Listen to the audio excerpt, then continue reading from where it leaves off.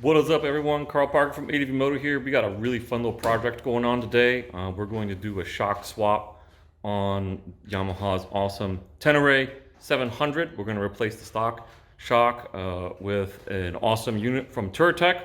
We'll get more of those details later, but first let's take a look at what's involved. All right, so it's a general overview. There's a few pieces you want to remove first. You want to remove these side panels. The side panels give you access to the top bolt of the shock.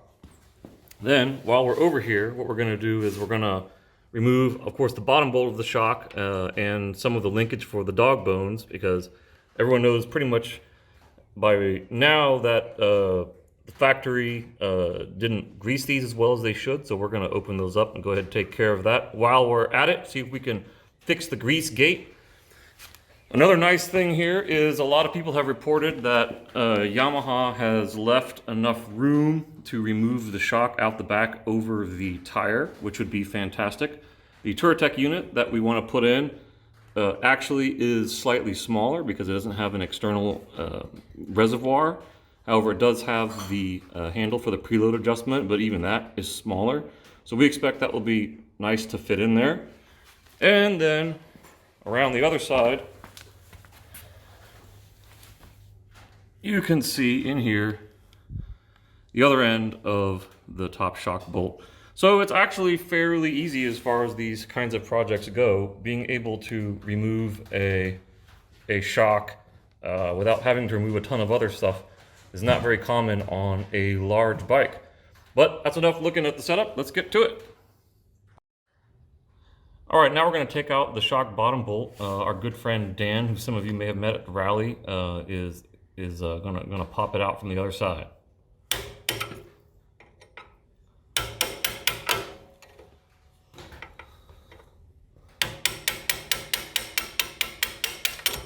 Awesome. Now we heard that these things were not greased, so we just take a quick look at it. Yeah, there's not a whole lot of grease on here, that's for sure. But we haven't really ridden this thing 20-30,000 miles or anything like that, so right now it looks good. Let's go ahead and take care of that though. All right, just kind of gives you a look at the inside there. You can see some of the bearings on the inside. There is grease on the bearings.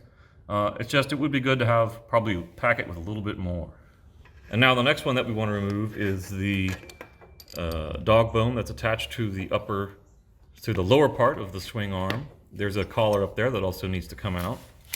And once that happens, you can actually see that the whole lower unit, or that the whole linkage system kind of pivots on its own. So as soon as we remove the shock, right, and then we could take this whole thing out, which we'll do in a second, this new unit can kind of swivel up, and then we can access this lower dog bone bolt, which is normally blocked by the side stand. We have an OEM center stand on here, which is awesome for this project. We were worried that this would stop us from being able to grease these lower bolts, but actually once we get the shock out, everything should be just fine. All right, so now Dan is pulling off the nut on the top shock bolt. I'm going to go ahead and hold this just in case it drops out after it's punched out.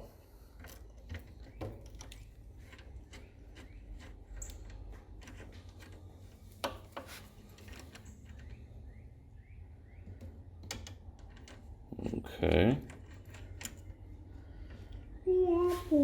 There she is. She's off. Now, punch that out through the other side. That's awesome. Dee, can you grab this so I can film? See if you can work it out. I'll back the camera out. Okay, you got it? You're going through the bottom? Top. Come out the top. Yeah, come out the top. Look at that. No wheel removal, no having to loosen up the rear axle or nothing. It just slips right out. And let me see if we can actually get down in there, and you can actually see there that weld right there for the shock. Thank you very much for this one, Yamaha. All right, so Dan is now doing the right thing, and he is packing the bearings in there full of some waterproof grease.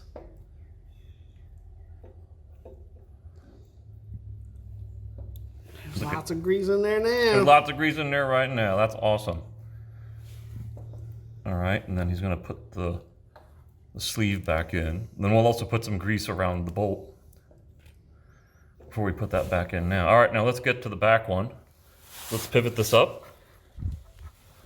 Let's pivot this up and then pull this out. So we pulled out the dog bone. This is the left one.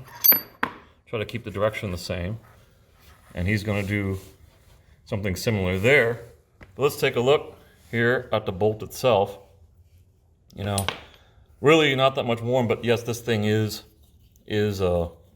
extremely dry. I can maybe feel a little bit of assembly oil or something on there, but there's really nothing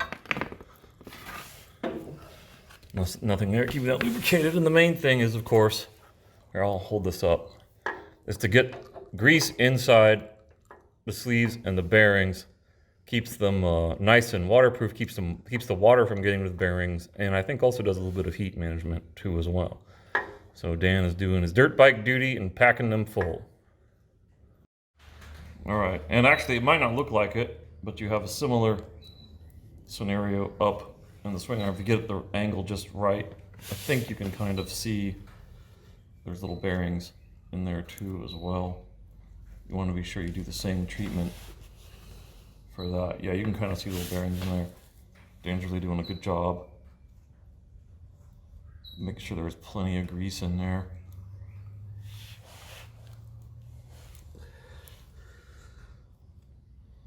So pack both sides with as much grease as you can, and then slide that stainless, I believe it's stainless steel collar back in there. And that will take care of a fair amount of the grease maintenance on your linkage.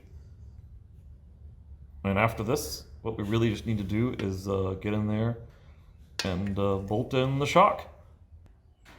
All right, so let's take a look at the differences between these two shocks.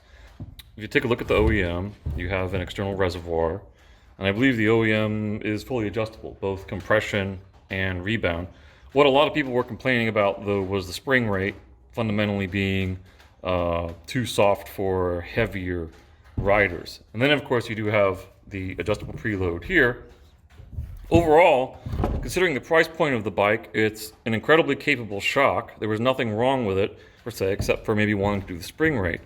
However, the Touratech shock, which is, I believe, a tractive unit, has a few features about it that are really nice, especially for touring. And it's kind of designed and marketed as a touring shock. One of the reasons that it is so is because the preload adjuster here actually has about 50% more adjustability. It'll expand out to about 15 millimeters, and the average shock maybe goes out to about 10 millimeters. So if you are drastically changing the weight on your bike, just going for a solo ride to full luggage, to two up with full luggage, you have a little bit more of adjustability with this. And even though this is not fully adjustable as far as the compression, you do have a rebound adjustability here. But the compression is already set, and one thing that they're saying is that the reason why they can do that so effectively for a long-distance touring shock is there's actually two sets of pistons that are on the shaft. So you have a main piston, right? And then as you get towards the end of the stroke, there's another smaller piston that fits into a special cup, and that provides an extra stage or level of dampening when you're really close to bottoming out. So it gives you a slightly softer, more compliant ride, which you may want if you're really not hitting hard surfaces all the time. But when things do get really heavy, you have a little bit of extra protection there, saving your bones, your frames, your bags, all kinds of things. What we want to do though now is to do a quick weight adjustment or weight comparison. Let's see, so Dan's going to help out with this again. So first thing we're going to do is we're going to try to get a hanging scale, and we're going to measure the stock shock, and we're going to see how much this weighs. All right, so hanging stock shock is coming in at about 8.15 pounds. All right, that's good. Let's take the Touratech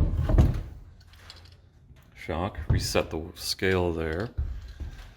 See if you can All right, the Touratech is coming in at about the same weight. Maybe slightly, just a hair less or something like that, but they're predominantly the same weight. All right, let's go ahead and put it down.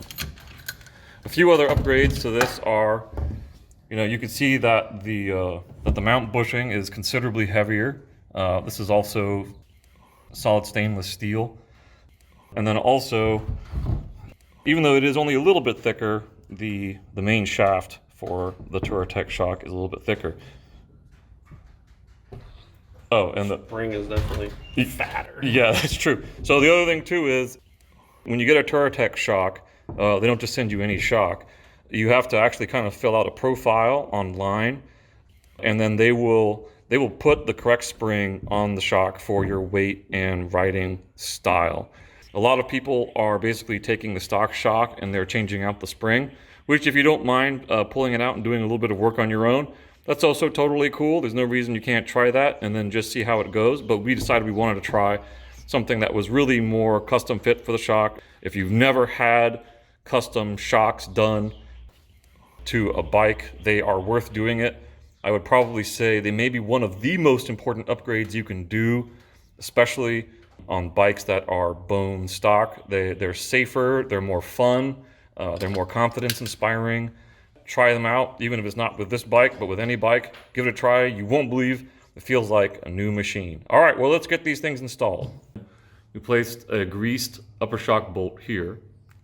And then down here, right, where we greased the linkage, right, because we got the center stand in the way, what we have to do is we have to get one of the bones in. Can you hold the bone there real quick? There you go. No, the other side. Flip it around. Get one of the bones in. Because once you put the shock in, you won't have access to this bolt anymore. All right, so now we're going to go ahead and do the shock.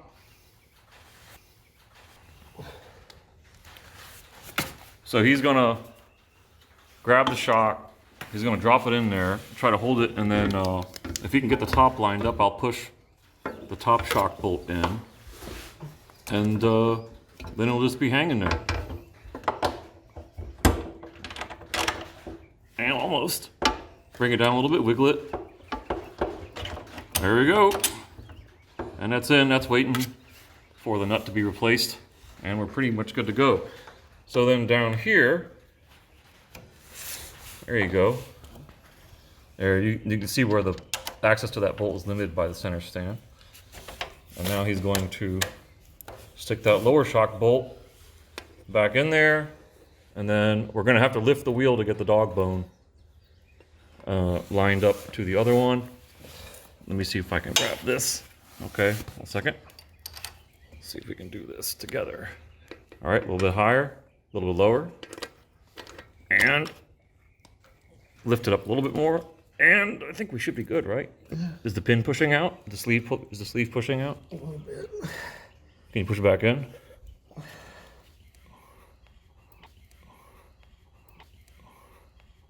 Yeah. All right, everyone, so that's really basically it. We'll snap a couple pictures here of this too, but of course, obviously, we need to put in the nuts to the bolts. But there's really not that much to it. There's a little tube. There's kind of a plastic shock protector piece, a spray and mud guard that needs to be removed. But really, everything is just some 8mm. Even these side panels come off with just some 8mm, and it's actually pretty brainless. To be honest with you, it's one of the easiest shock jobs we've seen, especially on a bike this size. So if you have a modicum of mechanic experience, you aren't afraid to get your hands dirty. It uses mostly regular tools. There's a lot of access for everything, but in the end, this should be an awesome upgrade. We'll also take it for a test ride and see what the differences are.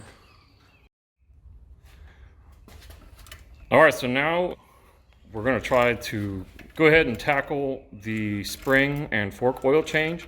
This is also available from Touratech as a kit. They send you 2 progressive springs and 2 bottles of 10 weight oil. And you guys need to check us on this, but we believe, based on the internet research, that the stock oil is 5 weight. Now, we've done one leg already, So we had a chance to pump it out and take a look at it, and it was pretty thin. So we expect with the heavier progressive weight spring and the heavier oil that this will balance out the front forks with the new rear shock as well. So for those of you that might not be familiar with it, actually we found from the first fork that it's fairly easy to work on, relatively speaking. Sometimes you need a spring compressor. We tried a spring compressor, but the guy said, you know what, that's really not necessary, so that's awesome. It does take an 18mm wrench in there to hold that locking nut down. And then, what is it on top? It's a 17 or 19 on top? It's a 19 on top. So the basic process of this is pretty simple. You hold down that nut that's underneath, then you pull off the cap. When you pull off the cap, then the fork spring comes out. And then you've got your rod in there, and it's fairly straightforward. Now you want to note when you reassemble that this nut is basically all the way down to the bottom next to this plastic, I guess, guide. When you reassemble the cap, and we just had this on the last one, when you reassemble the cap, if the nut is too high up, the cap won't thread all the way down and your spring will be loose. So just be sure that that's down there touching the base when you thread your cap back on, and then tighten everything back up. All right, so now the cap's out, the spring is out, and then we have to take it out of the clamp, and then we have to pump the oil out. So we're gonna do that. Do it however you feel is best for your shop. Dump it into a bin, but we'll come right back to the clamp and the vise after it's done. All right, so when you're pumping it, there's a dampening rod in the middle that might slip out. Just be careful about that. And you wanna work the lower in and out until basically all of the oil has come out. And once you see the drips basically slow down and stop after you've been working the suspension, then it's time to go back to the vise. All right, so now the oil's out, we're gonna put it back in the clamp. If you do use the vise to hold your fork tube leg, be sure that you don't tighten your clamp too much because you could deform the actual fork tube and then the whole thing is basically blown up. So just make sure you got soft vise. Yes, and also make sure you've got soft jaws or something in between the metal so that you don't gouge out your nice, cool, in this case, gold fork legs. Doctor. All right. So now the next step is to pour in a bunch of oil. Now the box said that it was 110mm from the top. So that's airspace. So what that is that's a measurement from the top of the fork body here all the way when the fluid fills in the tube. What we're gonna do is we're gonna fill it and then we're gonna pump it some more. We're gonna make sure that there's no air bubbles or anything in there in the operating mechanism. And then come back, check it, fill it again. Generally after 2 or 3 times, it's good enough. And then we will use a device here, which we'll show you in a second, that will make sure that we have the correct level relative to the top of the fork body. Yep, it's time to draw. It's time to draw fluid. All right. Make sure it's vertical. Now, sometimes if you pump it, it'll reduce it, but it looks like they've got plenty in there. And this is a tool by Motion Pro. Yep, this is a Motion Pro tool that is designed to make sure that you get the correct amount of fork oil in your fork. It's kind of like a syringe or siphon, and then the top has measurement marks on it so you can see exactly where it was. If you pull off any excess, no worries. All you got to do is put it back in and pump it back into your bottle. It's still clean, reusable. You don't really have to worry about any of that stuff. And the other thing too that Lee mentioned is to do not pull the syringe all the way full and all the way out because it will just come gushing out all over, and then everybody can give you a asshat award. There we go. Now he's putting the excess back in. Okay. And even though they gave us 2 bottles, both forks actually only took about 1 bottle. Dan, can you turn that bottle around so we can see the turn it around to the edge so we can see the measuring level? Yeah, so it really didn't even take a full bottle. You got 2 bottles. Now you've got about 100 cc's left, and you've got another spare bottle in case you needed to swap it out on something else. All right, so now we're getting ready to drop the new spring in, and it's a progressive spring. So you can see down here, it's wound more tightly. So that has to go on the bottom. Sometimes we put those on the top, but because we need to access the cap lock nut, which is up at the top. If you put the ones that are tighter up top, you can't get a wrench in there. I got it now. So now what we're also doing is we're going to drop some cord down through the spring, and then we're going to attach that to this area right here underneath this lock nut. And the reason why is because the rod, it has to sit in the spring, but you have to attach the rod to the cap. So since the rod naturally just wants to drop, you need something that will be able to pull the rod up through the spring until you could get to the point that you can attach the cap onto it. So now we need to take some of this pressure off of the spring. Then you can see that there's a spring seat. There's a spring seat, and then we want to be sure to thread that cap on there. Make sure it's not cross-threading. You can just tell pretty easily. It'll spin pretty well. Now there shouldn't be any play in this. So basically this top cap will thread down to that lock nut. So there's a fair amount of threading going on. Now he's going to remove the cord because we don't need it anymore. Don't leave it in there. Lee worked with the fire department here until recently, and so he's a knot expert. Yeah, look what I used to get them undone. You could call him naughty. It's a hatchet knot. There you go. It takes a hatchet to get it on. There you go. All right. And now Dan's just trying to see what he can do about seeing if he can thread that in there As far as he wants. as far as you can by hand. Looks like it's making some progress. There's a lot going to go on in there. Looks like, there you go. Now it's spinning the nut. And now you need to put that, see, he kind of squeezed the wrench in between the springs. And then he's got the 19 on top. And then you just tighten these things up. Don't need to be crazy tight, but they do need to be snug. Hold on, Dad. Make sure that everything is got some grip on it. Okay. All right. Now it's on there. Yes, got it. There you go. You got it. Again, doesn't need to be crazy. And there she is. Got it? All right. Now you pull out the lower leg support. Drop it there. Let's thread it outside of the vise. Sometimes that helps, unless you feel it's going in really good. Start it. Last time was a... All right, there you go. Sometimes the vise will put just a little bit of pressure on it. You hold it and I'll spin. There you go. Look at that. That's what you want to see. Spinning right in there. Nice and easy. We can tighten these up after it's back on the bike. So that's about it. From this point in time, all you really have to do is reinstall it on the bike.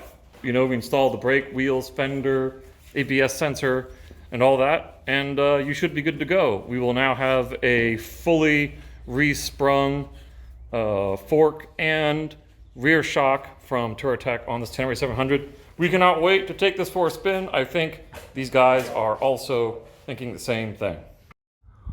Well, all right, we got the shock in, we got the fork springs in with the new slightly heavier fork oil.